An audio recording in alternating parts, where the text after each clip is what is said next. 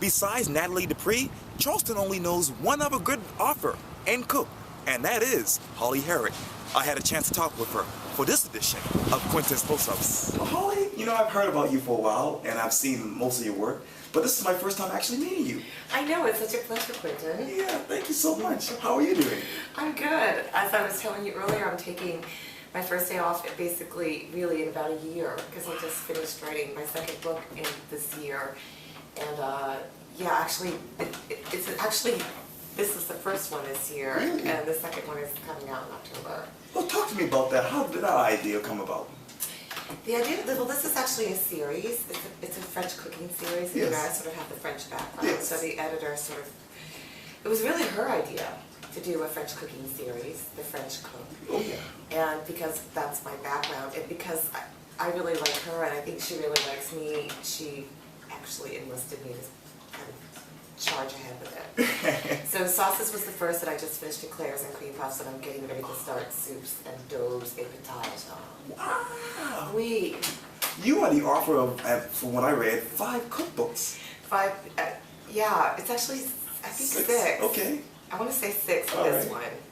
And then soon to be, no, you're right.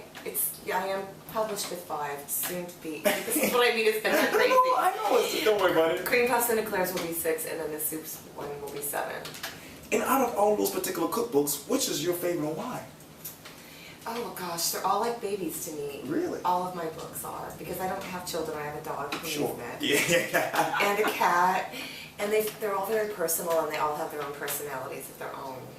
I guess my favorites would include probably sauces, the French cooked sauces, because that really took me back to my training, and it really took me back to France. Yes. And my chefs that I trained with there. And I also love Tart Love, which was my 3rd book, I think. 4th, actually. Okay. Just because I loved the whole experience of making it was just joyful for a lot of reasons, one including the photographer I worked with, Helen Dujardin, and again, great publisher, and just a fun book. It stretched me a little bit because, ironically enough, I'm not really a pastry chef, I'm more of a chef, savory chef by nature. Yeah, so it stretched me a little bit, even though it was sweet and savory. Yes. But of course I love my books too that are about eating in Charleston, which is, as a restaurant critic for all those years, yes.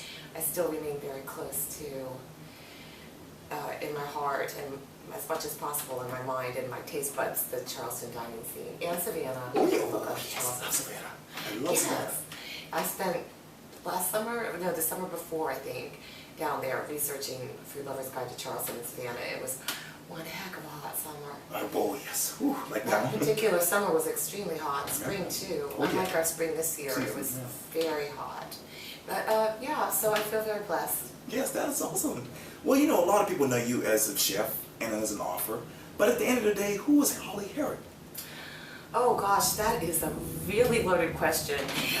I'm basically a pretty simple person. You are. I am. I mean, I really enjoy my animals. I used to love to play tennis, but I had to kind of modify because of some surgery on my hip. Oh my goodness. So I swim a lot. Well, that's good. And that's sort of my balance with all the food stuff. Yes. And I'm kind of fun. Most people think I'm fun, I think. People that know me really well know that I have kind of, I don't know, an unusual sense of humor. Yeah. Well, I want to take you back down memory lane for just a moment. Okay. I read that you were born in Alabama. I was, Huntsville. Yes. But you were actually raised in the suburbs of Boston, and then you later went to Florida.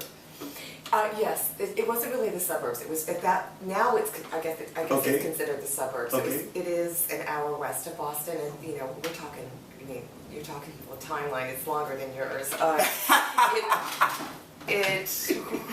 It was about 1975. I guess I was about 10. So a long time ago, but nonetheless, it was very rural, and we lived on this big 28-acre spread with tons of animals, and my parents were very.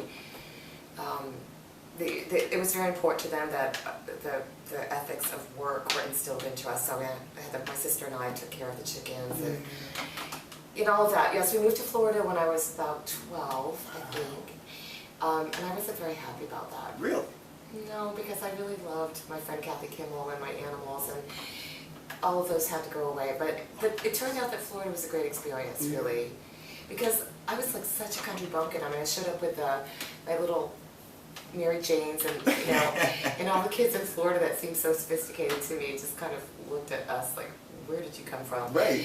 But it was awesome. And I ended up going back up to Boston for school. That's right, Boston College. Yes, Boston College, ever to excel. Yes. Cum laude even.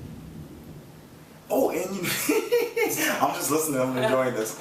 But tell me, I read this too, that and you spoke on this earlier about the farm, but I understand that you actually had a love for cooking after, you know, working with your nana. Yeah, well, you have done the research, Quintin. Yes, my nana was fantastic.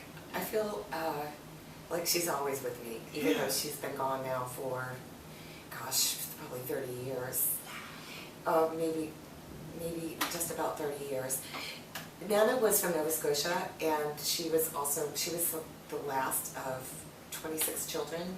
I know, 2 wives. Yeah. 13 of each wife. But her responsibility with her family, my great-grandfather was a fur trapper in Nova Scotia, was to feed the children. Again, very unspoiled, very practical. Yeah. And she just cooked very simply. Apple cake, creamed onions. These were things that she made. Really? I mean, we used to prune the lilac bushes together. She'd always say, stick to your bush. I mean, she was just fantastic. She loved to dance and sing. She was fantastic. But cooking for her was not complicated.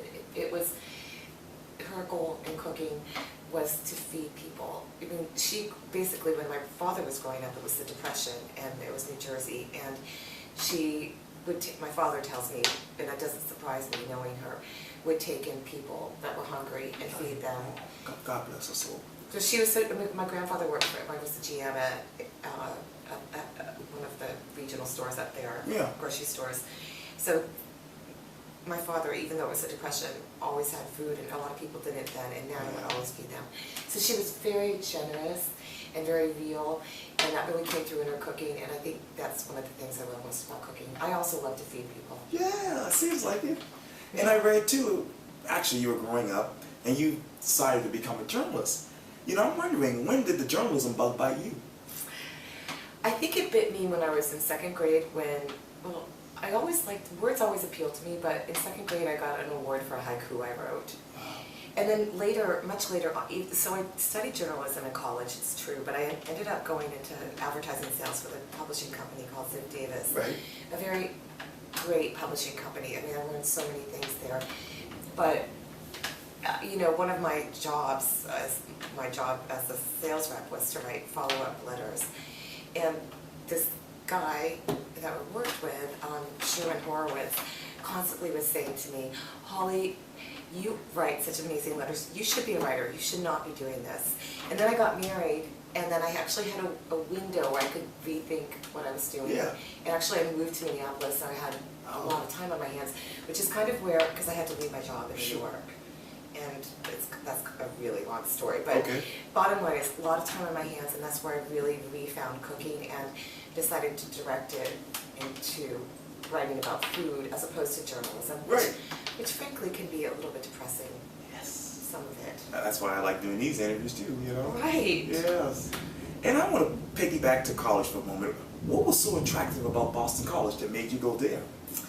Well, the truth is I really wanted to get, Chapel Hill was my first choice. Oh, I love that school. I know, me too. I loved everything about it. My sweet father took me there, and my sister, I have a twin sister, her first choice was Duke. Oh, good. So we did this venture down, you know, it was down because we were coming from Boston. Right. And I fell in love with Chapel Hill, but they didn't accept me. Because I was out of state, I think it was 12% then, I don't know what it is now. Boston College is where my father went, and I love Boston College. I don't know if you've been there, but it's a gorgeous campus, and it's a great school. And of course I'm Irish Catholic, you know, that whole Jesuit thing, it's sort of, it's in my blood. It's not, well, that's also a long story. But BC accepted me, and it was my second choice, so I went. And journalism, even though it's, unlike Chapel Hill, which has a really strong journalism school, journalism was my major, but I also sub-majored in communications. That is awesome, and you know, Boston College is one of the top, you know, schools in the country now too. It's really up there, and you know, I think that a lot of it has, well, it's really a smart administration and just smart people and good people there. But also, Doug Flutie sort of put it on the map, I think, and he, of course, you're probably too young to know who Doug Flutie is. Okay. Doug Flutie was a major football player that did this big Hail Mary pass in 1985, I think it was. I was born a year before. I know, that's how young you are.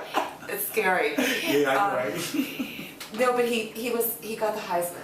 Okay. And that was huge for Boston College. Yes. Because they had kind of a slump in football for a while. So there was a lot of money that came into the school, and they invested it wisely in educational, but also sports. It's a huge sports school. I mean, I'm quite sure I wouldn't be able to get in now. Oh, man. Yeah, it's so competitive, all these schools, public and private. I know. But that's good. I mean, it gives people a cause to strive to be better. Yes. And let's talk about going to Paris for cooking school. Paris, huh? Oh, that was quite a delightful adventure. I'm not quite sure how much your camera's picking up my little wall of fame here, but I mean, wall of fame, it's really a wall of memories. But that's my diploma from Cornell. Oh, yes. Yeah. So what happened is, right, again, going back to Minneapolis, there I am, trying to figure out what I'm going to do, and cooking all the time for my husband and friends, and that I knew no one there because I had just moved there. But anyway, thinking, I went to get my credentials for food writing. So I was at a festival in Aspen, a food and wine festival. Okay. And Julia Child, her letters there. Oh yes. Was cooking. And I got up all of my 29-year-old nerve to ask her what I should do to get my food writing credentials. And she said, "Can you get to the Cordon Bleu?" And I said, you know, most fortuitously, I was really able to go, just because of where I was in my life right then. So again, more kismet, more karma. And I went thinking, as per her suggestion, just to go for 3 months. Okay. Just to kind of get my feet wet in basic cuisine. Yeah. But the truth is, I just totally fell in love with the whole program at Cordon Bleu and Paris. Yes. And because my husband was kind of generous, I ended up going for the whole Grand Diplôme. And after graduation from there in 1992, that is, you really traveled around the world. As you mentioned, Minneapolis and, you know. I'm so impressed with your research. Oh, thank you. I really am. Yes. Around the world, not so much. A lot of time in France after that. I stayed in Paris after school. I did some apprenticeships in restaurants there for Sean and some others where they had myriad fantastic experiences. Some of them and you did culinary tours. Some of them rather humiliating. Though that was later. Okay. So then I went back to Minneapolis and I worked in a couple restaurants there. Again, I was trying to decide, did I really want to write or did I really want to cook? Okay. Ultimately, I decided I didn't want to cook in restaurants, just because the lifestyle is rather demanding. Tell me about it. I know it now. I'm working. Okay. Yeah, that's right. You do it. I love goodness. Yeah, thank you. We appreciate that. I love that place. Yes. Yeah. So then, yes. By then, Greg and I, my ex-husband, had moved to Wyoming. Oh yeah. And that's when I was really starting to write, because I decided I wanted to write. Yes. But I also decided to lead a culinary tour because we'd also purchased an extremely small home, the shape of a pie, 3 floors. A ruine, as they say en français, a ruin that had been redone. And I decided I would try to lead a culinary tour. Yeah. And I did do it. I hardly made any money because I didn't know how to do the financial side of it. But I had a blast. I had led a cooking, some kind of demonstration in Utah, in Salt Lake City, near Jackson. Yes. And I had like 13 Mormon women that met me in Paris. And none of us knew either. We were completely clueless about all the others. But yeah, and I'm not sure how much faith they had in me, but day by day it grew, and we ended up having a blast, and I learned that Mormon women really like their sweets, and they don't drink wine. But by the end, one of the most staunch adherents to Mormon principles had purchased a whole case of wine to bring home to her husband, and cigars to boot. Oh my goodness. Yeah. Wow. So that was a lot of fun. We had we went on a truffle hunt. Yeah. And, we ate a lot of foie gras. Oh my goodness. It was. I think it was about 10 days. It was fun. Wow, I bet it was. And let's fast forward to 2000 when you came here to Charleston. I'm wondering, out of all the cities that you've traveled to, why did you choose small town Charleston? Well, you know, it's interesting that you use the term small town because I'm basically a small town girl. And I've lived in a lot of big cities, New York, Chicago, Minneapolis, where else? Paris. Right. And then a lot of small towns too. So, yeah, at that point in time, I basically, I'm divorced now in Wyoming. It's okay. We're still really good friends. Oh, good. And I felt like it was time to get closer to home, to my East Coast roots, to my family. Sure. But I didn't want to live in Boston because I was tired of cold by then. Oh, yeah, it's so cold. I mean, ooh. Real tired of cold after those long winters in Minneapolis and Jackson. I don't know how you did it. I did a lot of skiing, especially in Jackson. Yeah. Which was fun, but it was, 6 months of freezing. So, so I had so I figured mid-Atlantic states. Yes. And I really liked to fly fish then. I don't do it so much now. Okay. And I wanted to be by the water, and I had this thing with Gone with the Wind and Matt Butler. Yes. And I just always felt like North Carolina or South Carolina was my destiny. Yes. I think maybe it goes back to also maybe the college thing at Boston? Chapel Hill. Oh, that too, yeah. The would-be college thing Yes. at Chapel Hill. Yes. So I had 10 cities, Asheville, Norfolk, yes. Charleston. Charleston was the first one I came to, and it was total love, just like Paris was for me. It's similar cities, you know? They are in many ways. And also Charleston reminds me of Boston. And again, colonial, historic. But the size is a big part of what appealed to me because it was, even in 2000, I mean, the restaurant scene has gotten so much more sophisticated since then. Oh yes, absolutely. But even in 2000, for a city of its size, it astounded me with its diversity and its sophistication and its deliciousness. Yes. So, and then I got the job at the paper, so I was just like, well, this is Kismet, this is where I'm supposed to be, Yes. and that was 13 years ago, and I'm still here. And now you're a household name. Well, I don't know about that, but I do know it's the longest time I've ever lived anywhere. Really? Well, describe to me the following in one word. Cooking. Fun. Writing. Hard. Tennis. But back on writing, hard, I have to say, and rewarding. Really? When it's done well. Why is that? Because it's hard work. To me, it's harder work than cooking. It depends what I'm writing about, but it requires extreme focus and passion. So if you're not locked in on that on one particular day, you're just not. It's hard to get there. Cooking for me, even when I'm recipe testing, even though that's work, it's fun because it's like creating. Oh yes. Same thing with writing, Oh, yeah. but it's just a different discipline. It really is. Yeah, and so the third one was tennis. Oh yeah, don't worry about it. Tennis. It's all good for you. Tennis. I miss tennis. Yeah. I don't know if I'll be able to play again because I had to have this whole hip redone. But I'm watching the French Open today. I'm having a little Holly reward day. Yes. And I'm kind of having a staycation, wishing I was in Paris watching tennis at Roland Garros. Tennis, I think, is a wonderful sport, like so many sports. I kind of just covered sports late in life. Wow. But the reason being is because I think that you learn so many life lessons in any sport. But for me, because it's really, aside from rather failed efforts at golf, it's the only sport I've actually played fairly well. And so that's what makes it fun, thus you want to stay engaged, and thus you learn. Yeah, winning well, losing well, there's so many analogies that go with sports to life. Any sport, but tennis for me because I played it. Yeah. Yeah, it's great, I love it. It's a fun way to sweat. It's a lot more fun than running. Oh for yes, me. I love running too. Yeah, do you play? Oh, I just love running. Oh, you love running? Running, yeah. Oh, see, I hate it. Oh, you do? I hate it. I don't mind running on a court, chasing a little ball, but just running like miles and miles, it gets, it's not fun for me. I don't blame you.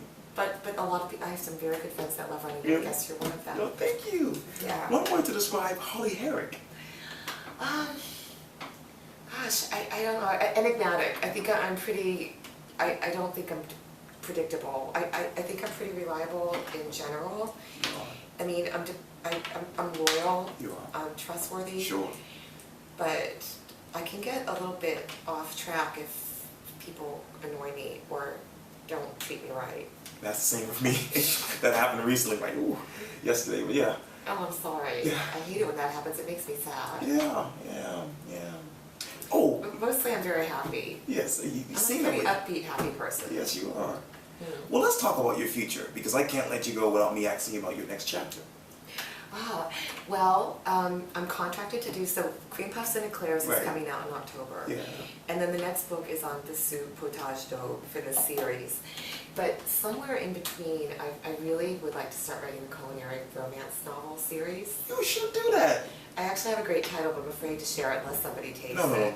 you don't have to do it here. I mean, it's really a great title. I bet it is. The subject matter is really kind of mirrors my life a little bit Okay. with food and cooking and Paris and New York and chefs and France and a little bit romantic, Yeah. sexy stuff. But I think For the girl and the sexy. I think I'll have fun, but sexy, but not tawdry. Right. Not like what is that horrible book series that made millions of dollars? Shades of Grey. Right, yeah. Not like that. Yeah. But I think I'll have fun writing it. I know it will be a challenge though because it's going to be a different genre for me. It's basically a novel form, I think. Yeah. It might be more essay, but I'm hoping I'll be able to get a little bit of my sense of humor and experience into it on a more personal level than the cookbooks. And it'll be a challenge, so I've already kind of got all that, my kind of ducks lined up for that. Yes. But I think somewhere there's a vacation in my future, possibly in Paris, because I'm totally overdue, Me too. I've worked all, yeah. You seem to work a lot. I do. Yeah, I'm sleeping now. Well, Holly Herrick, it was so great talking to you. Lovely talking I enjoyed with you, this. Quintin. Thank you. Thank you for having me. Anytime.